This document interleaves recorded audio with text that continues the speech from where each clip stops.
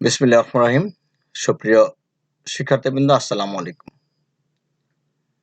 বর্তমান মহামারীর এই অবস্থা থেকে যখন শিক্ষা প্রতিষ্ঠান বন্ধ, তোমাদেরকে প্রত্যেকটি বিষয় সম্পর্কে জানার তাগিদ দিয়ে অনলাইন ক্লাসে তোমাদেরকে স্বাগত জানাচ্ছি। সুপ্রিয় শিক্ষার্থীবৃন্দ, আমরা যে বিষয়ে আজকে আলোচনা করব তা এখনই তোমাদেরকে জানিয়ে দিচ্ছি। চান্দিনা মহিলা কলেজ কর্তৃক আয়োজিত আজকের অনলাইন ক্লাসে তোমাদের উপস্থিত সকল শিক্ষার্থীদের স্বাগত জানাচ্ছি। আমি Mohammad Fakhrul Alam, lecturer, department of philosophy, Chandina মহিলা ডিগ্রি কলেজ, চান্দিনা, কুমিল্লা। আমরা প্রত্যেকটি ক্লাসে তোমরা যে সমস্যাগুলো তোমরা পরিলক্ষিত করতে পারো তার জন্য আমাদের ইমেল নাম্বার এবং কন্ট্যাক্ট নাম্বার তোমাদের কাছে দেওয়া আছে।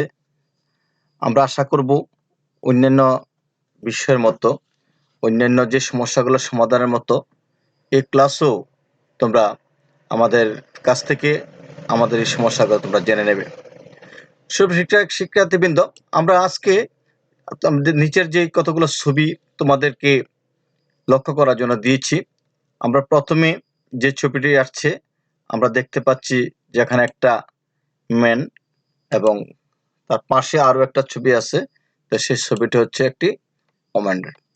আমরা পাশাপাশি আমরা আরো একটি ছবি দেখতে পাচ্ছি, যে ছবিটির এখানে আমাদের একটি এই মুখমণ্ডলের আমরা যে চিন্তা করি, চিন্তা যে বিকশিত হয় তার একটি ছবি দেখতে পাচ্ছি। সেটা হচ্ছে হিউম্যান বিং, অর্থাৎ মানুষ কেমন করে তার চিন্তা তাকে প্রকাশিত করে। আর কেন মানুষ, মানুষ কেন, মানুষ কাকে বলে, মানুষ বলতে কি বুঝি, প্রত্যেকটা বিষয় সম্পর্কে আমাদের জানা দরকার। আমরা যে চিত্রগুলো এখানে উপস্থাপন করতে দেখেছি, আমাদের সামনে এসেছে, তার থেকে প্রশ্ন জাগে আমরা কেন মানুষ। একটা কবিতার আমরা আগেই পড়েছিলাম যে আমার মনে প্রশ্ন জাগে কেন আমি মানুষ হলাম, তার চেয়ে কি মন্দ হতো যদি আমি বৃক্ষ হতাম। সুপ্রিয় শিক্ষার্থীবৃন্দ, আমরা এখন যে চিত্রগুলো দেখছি তার চিত্রের আলোকে আমরা ইন্ডিকেট করতে পারছি আজকে যে বিষয়টি, তার নাম হচ্ছে যুক্তিবিদ্যা দ্বিতীয় পত্র, অর্থাৎ লজিক সেকেন্ড পেপার। আজকের যে বিষয়টি সেটা হলো যৌক্তিক সংজ্ঞা, অর্থাৎ লজিক্যাল ডেফিনিশন। আমরা যুক্তিবিদ্যার দ্বিতীয় পত্রের প্রথম অধ্যায়ের থেকে আমরা আরো একটি ক্লাস আগে তোমাদেরকে বলেছিলাম। ওই ক্লাসের পর থেকে যে সমস্যাগুলো তোমাদের রয়েছে, এই সমস্যাগুলো সমাধানের লক্ষ্যে আমরা এই ক্লাসটাকে আবার পুনরালোচনা করছি। আমরা দেখেছি যে লজিক্যাল ডেফিনিশন, লজিক্যাল ডেফিনিশন এই চ্যাপ্টারটি আমরা অধ্যয়ন করলে আমরা যা শিখব তা হচ্ছে যৌক্তিক সংজ্ঞার ধারণা লাভ করতে পারবে। তোমরা যদি এই অধ্যায় পাঠ করো তাহলে তোমাদের যে জ্ঞান তোমরা অর্জন করতে পারবে তার একটু কয়েকটি কোটেশন আমি তোমাদেরকে দিয়ে দিচ্ছি। যৌক্তিক সংজ্ঞার ধারণা লাভ করতে পারবে, যৌক্তিক সংজ্ঞার প্রকৃতি জানতে পারবে, যৌক্তিক সংজ্ঞা ও বর্ণনার পার্থক্য করতে পারবে। তাহলে আমরা কি করলাম, এই বিষয়টা অধ্যয়ন করলে, এই বিষয়টা ভালো করে পাঠ করলে আমরা এই শিখন ফুলগুলা পাইতে পারি। আমরা আজকের যে বিষয়টা তার নাম হচ্ছে লজিক্যাল ডেফিনিশন। সাধারণ তো আমরা যদি বলি যে সংজ্ঞা কি, তাহলে কিন্তু অনেক ধরনের প্রশ্ন জাগায়। সংজ্ঞা কি? সংজ্ঞা তো আমরা জানি যে বলা হয় যুক্তিবিদ্যার সংজ্ঞা কি, অর্থনৈতিক সংজ্ঞা কি, পদার্থবিজ্ঞানের সংজ্ঞা কি, মনোবিজ্ঞানের সংজ্ঞা কি, দর্শনের সংজ্ঞা কি, নীতিবিদ্যার সংজ্ঞা কি, এই ধরনের অনেক সংজ্ঞা হয়। এখন সংজ্ঞা কি তার জানতে গেলে আমাদেরকে সুস্পষ্টভাবে জানতে হবে সংজ্ঞা বলতে কাকে বোঝায়। সাধারণভাবে বলা যায় কোনো বিষয় বা বাক্যে ব্যবহৃত পদের অর্থকে সুস্পষ্ট ও সুনির্দিষ্ট করার প্রক্রিয়াকে বলা হয় সংজ্ঞা। অর্থাৎ সংজ্ঞার উদ্দেশ্য হচ্ছে পদের অর্থকে সুস্পষ্ট ও সুনির্দিষ্ট করা। আমরা জানি যুক্তিবাক্যে ব্যবহৃত পদের দিক হলো দুইটি।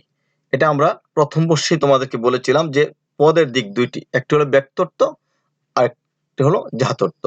ব্যক্তর্থ বলতে বোঝায় পরিমাণের দিক, আর যাথার্থ বলতে বোঝায় গুণের দিক। যৌক্তিক সংজ্ঞায় কেবলমাত্র যাথার্থ বা গুণের দিককে আলোচনা করা হয়। সুপ্রিয় শিক্ষার্থীবৃন্দ, আমরা দেখেছি যে লজিক্যাল ডেফিনিশন আলোচনা করতে গেলে যদি বলা হয় যে তার উৎপত্তি কিভাবে হয়েছে, যৌক্তিক সংজ্ঞার ইংরেজি প্রতিশব্দ হচ্ছে লজিক্যাল ডেফিনিশন, অর্থাৎ সংজ্ঞা হচ্ছে ডেফিনিশন থেকে। ডেফিনিশন শব্দটি ল্যাটিন শব্দ ডেফিনিশিও থেকে আসছে, যার অর্থ কোনো ব্যক্তি, বস্তু বা বিষয়ের মূল বৈশিষ্ট্যগুলোকে চিহ্নিত করা। অর্থাৎ আমরা বলতে পারি যে ডেফিনিশন অর্থ হচ্ছে কোনো ব্যক্তি বা বস্তু বা বিষয়ের মূল বৈশিষ্ট্য, অর্থাৎ যেই বৈশিষ্ট্যগুলো আমরা লক্ষ্য করতে পারলে, আমরা ধরতে পারলে বলতে হবে ওইটা নাম হচ্ছে সংজ্ঞা। সুতরাং এই উৎপত্তিগতভাবে বলা যায় যে পদ্ধতির সাহায্যে সংক্ষিপ্ত ভাষায় শব্দ বা পদের অর্থ সুস্পষ্ট ও সুনির্দিষ্ট করা যায় তাকে যৌক্তিক সংজ্ঞা বলা হয়। আমি আবারও বলছি যে পদ্ধতির সাহায্যে সংক্ষিপ্ত ভাষায় শব্দ বা পদের অর্থ সুস্পষ্টভাবে ও সুনির্দিষ্ট করা যায় তাকে যৌক্তিক সংজ্ঞা বলে। আমরা উৎপত্তিগতভাবে এই সংজ্ঞাগুলো আমরা পেতে পারি। এখন আমরা আলোচনা করব যৌক্তিক সংজ্ঞার প্রাসঙ্গিকতা ও প্রকৃতি। প্রাসঙ্গিকতা এবং প্রকৃতি, relevance and natural of logical definition, অর্থাৎ প্রকৃতিটা সম্পর্কে কি বোঝায়।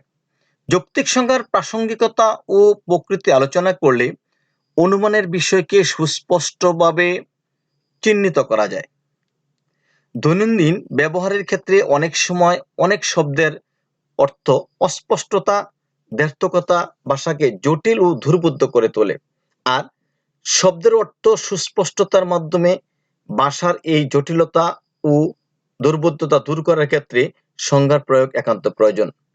সুপ্রিয় শিক্ষার্থীবৃন্দ, অর্থাৎ আমরা যে শব্দগুলো, যে পদগুলো আমরা ব্যবহার করি, সবগুলো পদের অর্থ কিন্তু আমরা সুস্পষ্টভাবে পাই না। অনেক ক্ষেত্রে কিন্তু অস্পষ্টতা থাকে, দ্ব্যর্থকতা থাকে।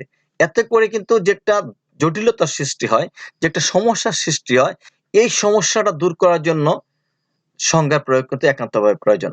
যে কারণে সংজ্ঞাকে আমরা খুব ভালোভাবে জানতে গেলে এই এই দুর্বলতাগুলো আমাদের কাটতে হবে। আমরা যদি বলা হয় যুক্তি সংজ্ঞার প্রাসঙ্গিকতা ও প্রকৃতি আলোচনা প্রসঙ্গে মার্কিন যুক্তিবিদ আই.এম. কোফি যুক্তি সংজ্ঞার 5টি উদ্দেশ্যের কথা তুলে ধরেন। 1 নাম্বার, শব্দ ভান্ডার ভেদ সমৃদ্ধ করা, শব্দের দ্ব্যর্থকতা অপসারণ করা, শব্দের অস্পষ্টতা দূর করা, শব্দের তাত্ত্বিক ব্যাখ্যা দান, মনোভাবকে প্রভাবিত করা। আমরা যে কয়েকটি পয়েন্ট দেখছি, এগুলো যদি আমরা আসলে বিস্তারিতভাবে আলোচনা করি তাহলে কিন্তু আমাদের অনেক কিছু জানা হয়ে যাবে। শব্দের ভান্ডার সমৃদ্ধ করা, অর্থাৎ আমরা যখন সংজ্ঞাকে বিশ্লেষণ করতে যাব তখন কিন্তু আমাদের অনেক নতুন নতুন শব্দগুলো আমরা পাই। এই শব্দগুলো কিন্তু আমাদের কি হবে, আমাদের জন্য অত্যন্ত উন্নত করবে। শব্দের দ্ব্যর্থকতা অপসারণ করা, অর্থাৎ একটা শব্দের বিভিন্ন ধরনের অর্থ হতে পারে, যে কারণে আমরা সুস্পষ্টভাবে কোনটিকে বুঝাতে চাই ওই সুস্পষ্ট পদটিকে বুঝতে গেলে আমার দ্ব্যর্থকতা কেটে যাবে। অস্পষ্টতা দূর করা, শব্দের অস্পষ্টতা দূর করা, অর্থাৎ অনেক শব্দ আছে যে শব্দগুলো উচ্চারণ করে একরকম, অর্থ বুঝে আরেক রকম। আবার শব্দের তাত্ত্বিক ব্যাখ্যা করা, অর্থাৎ শব্দটাকে আমরা মূল তত্ত্বটাকে আমরা বিশ্লেষণ করতে পারবো। মনোভাবকে প্রভাবিত করা, অর্থাৎ এইগুলো আলোচনা করলে আমাদের মনোভাব প্রভাবিত হতে পারে। এটাই ছিল আমাদের প্রকৃতি। আমরা যদি এখন আলোচনা করব ন্যাচারাল অফ লজিক্যাল ডেফিনিশন, অর্থাৎ এখন হলো মূল প্রকৃতিটা কি। মূল প্রকৃতিটা কি? গ্রিক দার্শনিক অ্যারিস্টটল বলেন যৌক্তিক সংজ্ঞা হলো একটি বস্তুর সারসত্তা প্রকাশ শব্দসমূহ। একটা বস্তুর মধ্যে যে মূল সারসত্তা আছে, যে মূল বৈশিষ্ট্যগুলো আছে, মূল যেই ধারণার মাধ্যমে আমরা তাকে সহজে চেনার চেষ্টা করি। বিশিষ্ট যুক্তিবিদ জোসেফ বলেছিলেন কোনো কিছু সংজ্ঞা হচ্ছে তার সারসত্তা প্রকাশক উক্তি বিশেষ। যৌক্তিক সংজ্ঞা প্রদানের ক্ষেত্রে আসন্নতম জাতি বিভেদক লক্ষণ উল্লেখ করতে হবে। আবার বলা হয় কোন পদের পূর্ণজাতত্বের সুস্পষ্ট প্রকাশ হচ্ছে যৌক্তিক সংজ্ঞা। আমরা এই আলোচনা থেকে দেখেছি যে প্রথমে আমরা দেখলাম যে তার মূল সারসত্তা প্রকাশ করতে হবে এবং আসন্নতম জাতি ও বিভেদক লক্ষণ উল্লেখ করতে হবে, আর পূর্ণজাতত্বের সুস্পষ্টতা প্রকাশ করতে হবে। তাহলে আমরা কিন্তু এই যে শব্দগুলো দেখেছি, আবার আমরা জানি আসন্নতম জাতি কি। আসন্নতম জাতি হলো কোনো উপজাতির সবচেয়ে নিকটতম জাতি, আর যে গুণের কারণে একই জাতির অন্তর্গত একটি জাতি তার সমজাতীয় অন্যান্য উপজাতি থেকে আলাদা তাকে বলে বিভেদক লক্ষণ। অর্থাৎ আমরা প্রথম বর্ষের মধ্যে যখন বিধেয়ক অর্থাৎ ৪র্থ অধ্যায় পড়েছিলাম, তখন কিন্তু আমরা বিধেয়কের প্রকারভেদের মধ্যে বলেছিলাম, তখন কিন্তু সেখানে আমাদের জাতি, উপজাতি, বিভেদক লক্ষণ, উপলক্ষণ, অবান্তর লক্ষণ, এটা কিন্তু বিধেয়কের একটা প্রকারভেদ আমরা পড়েছিলাম। ওই পড়াটা কিন্তু এখন আবার আমাদের জন্য চলে আসছে। তাহলে আমরা জানি যদি সংজ্ঞা করতে হয় তাহলে আসন্নতম জাতি, বিভেদক লক্ষণ, এটা কিন্তু আমাদের কি জানতে হবে। তাহলে যদি বলা হয় যে আসন্নতম জাতি কোনটা, আমরা বলেছিলাম আসন্নতম জাতি হলো কোন উপজাতির সবচেয়ে নিকটতম জাতি। অর্থাৎ মানব যদি পৃথিবীতে যদি জীবকে যদি আমরা বলা হয় জাতি, তো মানুষ হলো কি তার নিকটতম জাতি। মানুষ মানে জীব বলতে শুধু মানুষকে বোঝায় না, জীব বলতে মানে যত জীব আছে, পশু পাখি, হাঁস মুরগি, গরু ছাগল, এই সবগুলা জীব। তো সুতরাং তার মধ্যে মানুষ কিন্তু একটা কি উপজাতি। তো সুতরাং নিকটতম জাতি, আসন্নতম জাতির হতে হবে নিকটতম। আবার যদি বলা হয় বিভেদক লক্ষণটা কি, আমি আগে বলেছিলাম, এখন আবারও বলছি, যে গুণের কারণে একই জাতির অন্তর্ভুক্ত একটি উপজাতি তার সমজাতীয় অন্যান্য উপজাতি থেকে আলাদা তাকে বিভেদক লক্ষণ বলে। অর্থাৎ আমরা যদি একটা উদাহরণের সাহায্যে সেটা বলতে পারবো, আমরা জানি সংজ্ঞায় পূর্ণ জাতত্বের সুস্পষ্ট প্রকাশ করতে হবে, কোনো কারণে অস্পষ্ট ও অপূর্ণ জাতত্ব উল্লেখ করা যাবে না। সংজ্ঞার ক্ষেত্রে আসন্নতম জাতি, বিভেদক লক্ষণ উল্লেখ করতে হবে, এইটাই কিন্তু নিয়ম। একটা উদাহরণ যদি আমরা দিই, বলে মানুষ হয় বুদ্ধিবৃত্তি সম্পন্ন প্রাণী। মানুষ হয় বুদ্ধিবৃত্তি সম্পন্ন প্রাণী। এখানে মানুষ শব্দের পূর্ণ জাতত্ব হিসাবে আসন্নতম জাতি, বিভেদক লক্ষণ উল্লেখ করা হয়েছে। যেমন মানুষ বলতে কি বোঝায়? মানুষ বলতে কিন্তু পৃথিবীর সকল মানুষকে বোঝানো হয়েছে। মানুষ বলতে পৃথিবীর সকল মানুষকে বোঝানো হয়েছে।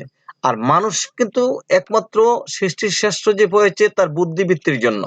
অর্থাৎ অন্যান্য প্রাণী এবং মানুষের মধ্যে পার্থক্য হচ্ছে যে মানুষের বুদ্ধি আছে আর অন্যান্য প্রাণীর কিন্তু বুদ্ধি কম, বুদ্ধি নেই, অথবা তারা তাদের মতো চলে। এই কারণে মানুষটিকে একটু আলাদা করা হয়েছে।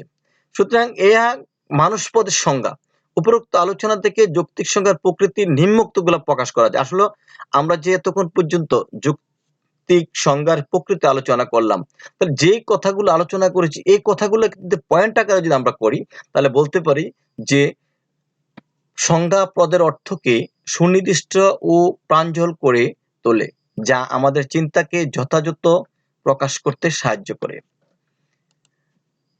কোন পদের আবশ্যিক বৈশিষ্ট্য উল্লেখ করে যৌক্তিক সংজ্ঞা প্রকাশ করতে হবে। যৌক্তিক সংজ্ঞায় কোন পদের পূর্ণ জাতত্ব উল্লেখ করতে হবে। যৌক্তিক সংজ্ঞায় আসন্নতম জাতি ও বিভেদক লক্ষণ উল্লেখ করতে হবে। শুদ্ধ চিন্তার অপরিহার্য শর্ত হচ্ছে শব্দের আকার, অস্পষ্টতা, অনির্দিষ্টতা বর্জন করার মাধ্যমে সঠিক অনুমান গঠনের লক্ষ্যে এগিয়ে যাওয়া। সুপ্রিয় শিক্ষার্থীবৃন্দ, আসলে আমরা কিন্তু আগেও তোমাদেরকে ক্লাসে বলেছিলাম যে এই বৈশিষ্ট্যগুলো রয়েছে যদি কোনো সংজ্ঞাকে আমরা পরিপূর্ণভাবে জানতে চাই। সংজ্ঞার উপাদান কিন্তু দুইটি। একটি সংজ্ঞার মধ্যে দুইটি উপাদান আছে, একটি হলো সংজ্ঞেয় পদ, একটা সংজ্ঞার্থ পদ। কয়টি উপাদান আছে? কয়টি? দুইটি। একটি সংজ্ঞেয় পদ, একটি সংজ্ঞার্থ পদ। যে পদের সংজ্ঞা দেওয়া হয় তাকে বলা হয় সংজ্ঞেয় পদ, আর যে বিষয় দ্বারা সংজ্ঞা দেওয়া হয় তাকে বলা হয় সংজ্ঞার্থ পদ। সংজ্ঞার ক্ষেত্রে সংজ্ঞের ও সংজ্ঞার্থের অর্থ সম পরিমাণ হবে, ফলে সংজ্ঞের ও সংজ্ঞার্থের বিনিময় সম্ভব। আমরা যে দুইটি পদ সংজ্ঞায় পাই, একটা সংজ্ঞেয় পদ, একটা সংজ্ঞার্থ পদ। আমরা কিন্তু তোমাদেরকে বলছি যে যে পদের সংজ্ঞা দেওয়া হয় তাকে বলা হয় সংজ্ঞেয় পদ, আর যে বিষয়, একটা হলো পদ, একটা হলো কি বিষয়। একটা উদাহরণ আমরা দিতে পারি, সব মানুষ হয় বুদ্ধিবৃত্তি সম্পন্ন জীব। এই উদাহরণটা আমি আগেও তোমাদেরকে দিয়েছিলাম যে মানুষ বলতে কিন্তু কোন মানুষকে বোঝানো হয়েছে? মানুষ বলতে পৃথিবীর সকল মানুষকে বোঝানো হয়েছে। আর বুদ্ধিবৃত্তি সম্পন্ন জীব, এখানে মানুষ পদের সংজ্ঞা দেওয়া হয়েছে বিধায় মানুষ হলো একটি সংজ্ঞেয় পদ, অর্থাৎ মানুষ পদের সংজ্ঞা দেওয়া হয়েছে। আর মানুষের আবশ্যিক অপরিহার্য গুণ হিসাবে সারসত্তা জাতর্থ বুদ্ধিবৃত্তি সম্পূর্ণ জীব হলো সংজ্ঞেয় পদ। অর্থাৎ বুদ্ধিবৃত্তি সম্পূর্ণ জীব, এটা হলো মানুষের আবশ্যিক গুণ, মানুষ কিন্তু অন্যান্য প্রাণী থেকে আলাদা হয়েছে, তার একমাত্র গুণ হচ্ছে মানুষের কি আছে? বুদ্ধি আছে। তাহলে আমরা এখানে লক্ষ্য করতে পারছি যে যে কি লক্ষ্য করতে পারলাম যে এখানে মানুষ পদের সংজ্ঞা দেওয়া হয়েছে বিধায় মানুষ পদকে বলা হয় সংজ্ঞা পদ। এই জন্য সংজ্ঞা এবং সংজ্ঞাত পদ কিন্তু খুব গুরুত্বপূর্ণ। ব্যাপারটা আমরা একটু ফলো করলে কিন্তু আমরা জানতে পারবো। আমরা কিন্তু এখানে যে একটাই চিত্রের মাধ্যমে অর্থাৎ এখানে একটি কলামের মাধ্যমে আমরা টেবিল করেছি। টেবিলের মধ্যে দেখেছি সব মানুষ হয় বুদ্ধিবৃত্তি সম্পন্ন জীব। আবার যদি আবার উল্টাই তাহলে সব বুদ্ধিবৃত্তি সম্পন্ন জীব হয় মানুষ। অর্থাৎ যে সমস্ত জীবের বুদ্ধি আছে তারাই মানুষ। ক্লিয়ার? অর্থাৎ আমরা কিন্তু এখানে দেখেছি যে মানুষ বলতে বোঝায় শুধু সংজ্ঞেয় পদ, আর বুদ্ধিবৃত্তি সম্পন্ন জীব অর্থাৎ যত যারা বুদ্ধি আছে তারাই কিন্তু মানুষ।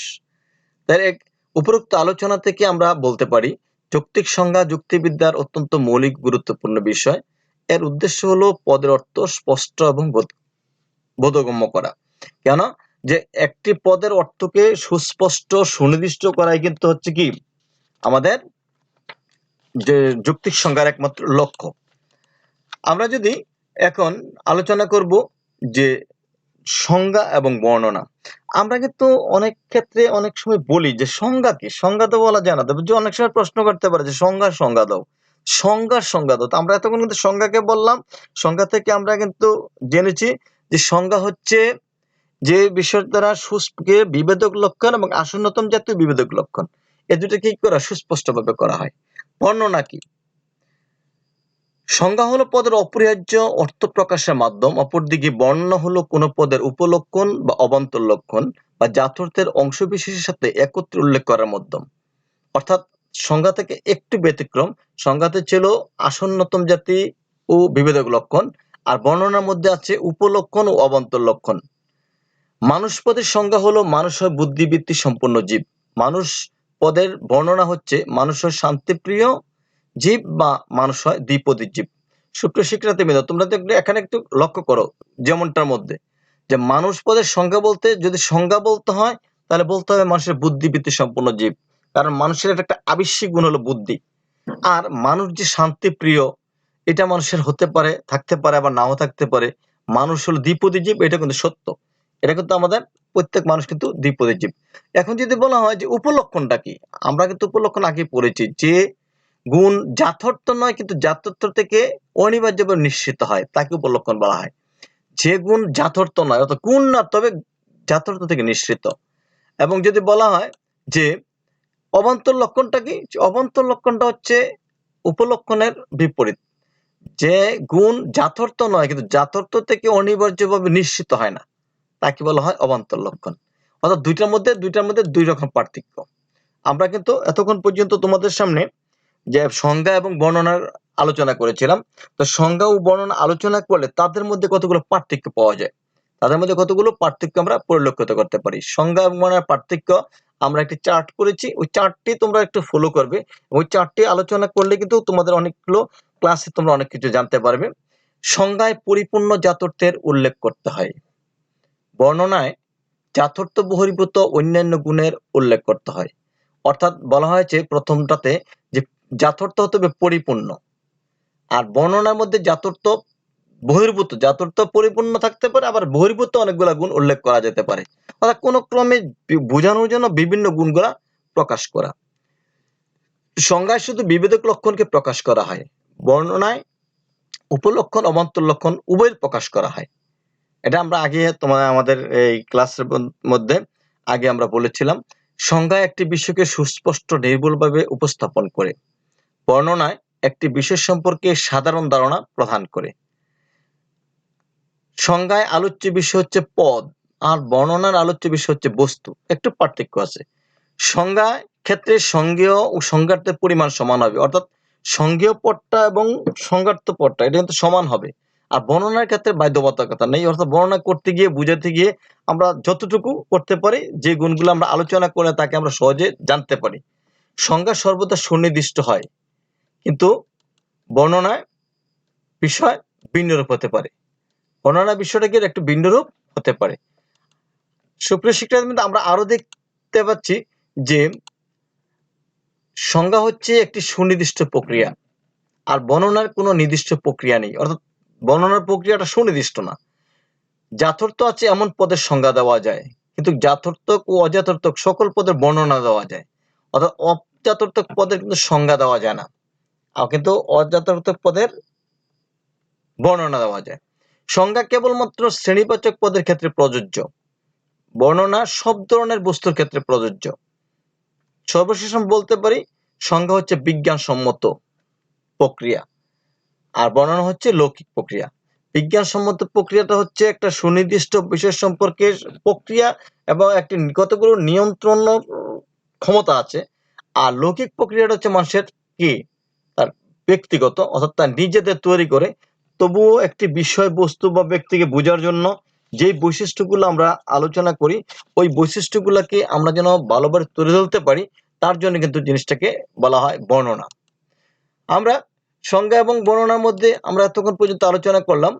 শিক্ষার্থীবৃন্দ, সংজ্ঞা এবং বর্ণনার মধ্যে যথেষ্ট বৈসাদৃশ্য, অমিল আমরা দেখতে পাচ্ছি, কিন্তু সংজ্ঞা এবং বর্ণনার মধ্যে অমিল দেখলেও আমরা কিন্তু সংজ্ঞা এবং বর্ণনার মধ্যে কিছু মিলও খুঁজে পাই। সংজ্ঞা ও বর্ণনার মধ্যে যে সাদৃশ্য, তার এক নম্বর হচ্ছে সংজ্ঞা ও বর্ণনা উভয়ের মাধ্যমে পদের অর্থ সুস্পষ্ট করা হয়।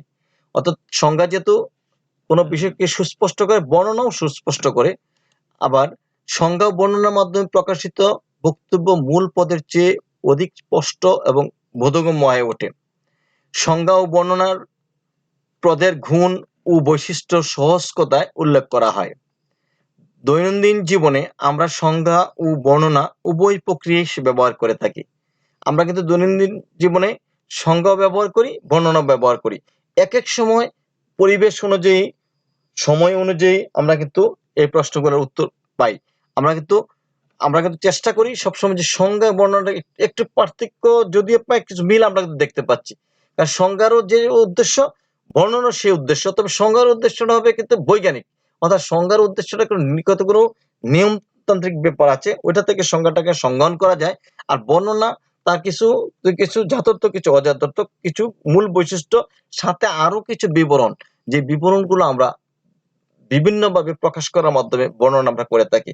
আমরা কিন্তু অনেক সময় প্রশ্ন করা হয়, যদি বলা হয় যে যুক্তিবিদ্যার সংজ্ঞা দাও, তাহলে এটা কিন্তু যুক্তিবিদ্যাকে সুস্পষ্ট বোঝার জন্য আমরা যা উপস্থাপন করি তা উপস্থাপন করবো। যদি বলে যুক্তি বর্ণনা দাও, তখন কিন্তু আমরা আরো একটু ডিটেলস একটু বেড়ে একটু সামনের দিকে আগিয়ে এত নতুনত্ব করার কিন্তু সৃষ্টি করব, চেষ্টা করব। এই কিন্তু আমাদের কাজ। তাহলে আমরা কিন্তু এতক্ষণ পর্যন্ত যে যা জানলাম তা হচ্ছে সংজ্ঞা ও বর্ণনার মধ্যে পার্থক্য। এখন আমরা দেখলাম সংজ্ঞা ও বর্ণনার মধ্যে সাদৃশ্য। অর্থাৎ এই আলোচনা থেকে আমরা প্রতীয়মান যাতে কোনো বিষয় সম্পর্কে সুস্পষ্ট ধারণা পেতে গেলে আমাদেরকে অবশ্যই অবশ্যই এই নিয়মকানুনগুলো মেনে চলতে হবে। আমরা এখন চিত্রের মধ্যে একটা বাড়ি দেখতে পেলাম। আমরা তো নিশ্চয়ই তোমরা বুঝতে পারছো যে তোমরা যেই পড়াগুলো আমরা তোমাদেরকে পাঠাচ্ছি, ফেসবুক থেকে তোমরা যে জ্ঞানগুলো অর্জন করছো, এই জ্ঞানগুলো থেকে তোমরা বসে থাকার কোনো সুযোগ নেই। প্রত্যেকটা অধ্যায়ের প্রত্যেকটা ক্লাসে বাড়ির কিছু কাজ আমরা দিয়ে থাকি। বাড়ির কাজ আমরা এই অধ্যায়ের মধ্যে তোমাদেরকে বলবো যে যে ছক আকারে যৌক্তিক সংজ্ঞা ও বর্ণনার একটি করে দৃষ্টান্ত উল্লেখ করো। অর্থাৎ আমরা যেভাবে টেবিল করেছি, ওই টেবিলের এক পাশে তোমরা সংজ্ঞা, এক পাশে বর্ণনা করে তোমরা একটি করে দৃষ্টান্ত দেবে, এবং এই দৃষ্টান্তগুলো আলোচনার মাধ্যমে আমরা কি করব, সংজ্ঞা এবং বর্ণনাকে সুস্পষ্ট করতে পারবো। আমরা এখানে কতগুলো দলীয় কাজও আমরা দেখছি, অর্থাৎ তোমরা যেহেতু এখন প্রতিষ্ঠান বন্ধ, আমাদের আসার কোনো উপায় নেই। বর্তমানে এই অবস্থার পরিবর্তন না হলে আমরা তোমাদের ক্লাস নিতে পারবো না। তবু তোমাদেরকে আমরা একটা সিন দেখিয়ে দিলাম যে তোমরা যদি একত্রে তোমরা 4 জন 5 জন 2 জন থাকো, তাহলে তোমরা কিন্তু কিছু কাজ করতে হবে। তাহলে যৌক্তিক সংজ্ঞার গুরুত্বপূর্ণ শব্দগুলোর একটি তালিকা তৈরি করবে। অর্থাৎ আমরা এই বিষয়ে যে পাঠগুলো এতক্ষণ করলাম, আমরা কিন্তু এই প্রথম অধ্যায়ের একটা অংশ কিন্তু আলোচনা করেছি। আমরা পরবর্তী ক্লাসের ভিতরে কিন্তু আমরা আরো কিছু নিয়ম করে আলোচনা করব। এখান থেকে কতগুলো শব্দ আছে, আমি তোমাদের একটা উদাহরণ দেই। যেমন ব্যক্তর্থ, যথার্থ, আসন্নতম জাতি, বিভেদক লক্ষণ, উপলক্ষণ, অবান্তর লক্ষণ, তারপরে সংজ্ঞা, বর্ণনা, এই সংজ্ঞেয় পদ, সংজ্ঞার্থ পদ, এই যে শব্দগুলো আমরা পেলাম, এই শব্দগুলো কিন্তু আমাদের জন্য কি একটি নতুনত্ব এই শব্দগুলো কিন্তু আমরা কিন্তু অলওয়েজ ব্যবহার করে থাকি। সুপ্রিয় শিক্ষার্থীবৃন্দ, আমরা আজকের ক্লাসের প্রায় শেষান্তে চলে আসছি। আমরা তোমাদেরকে যে উপদেশগুলা তোমাদের জন্য দেব, সেই উপদেশগুলো হচ্ছে যে তোমরা এই ক্লাসটি বারবার করে পর্যালোচনা করবে। তথাপিও এটি পর্যালোচনা করার পরে তোমরা যে সমস্যাগুলো তোমাদের চিহ্নিত হবে, এই সমস্যাগুলো তোমরা আমাদের সামনে তুলে ধরবে। এই সমস্যাগুলো তুলে ধরার পরে আমাদের কাছে ফোন করবে। ফোন করলে আমরা সমস্যাগুলো আমাদের তুলে ধরার চেষ্টা করব। তো আমি আশা করছি যে আজকের যে ক্লাসে তোমরা শুনেছ অথবা তোমরা শোনার পরে এই ক্লাসগুলো তোমাদের বান্ধবীদের কাছে ফোনের মাধ্যমে বা ফেসবুকের মাধ্যমে কমেন্ট করে জানিয়ে দেওয়ার চেষ্টা করবে। প্রত্যেকটি বিষয় এইভাবে আলোচনা করার জন্য তোমাদেরকে আমরা উদারতা আহ্বান জানিয়ে আজকের ক্লাস এখানেই সমাপ্তি করছি। আল্লাহ হাফিজ।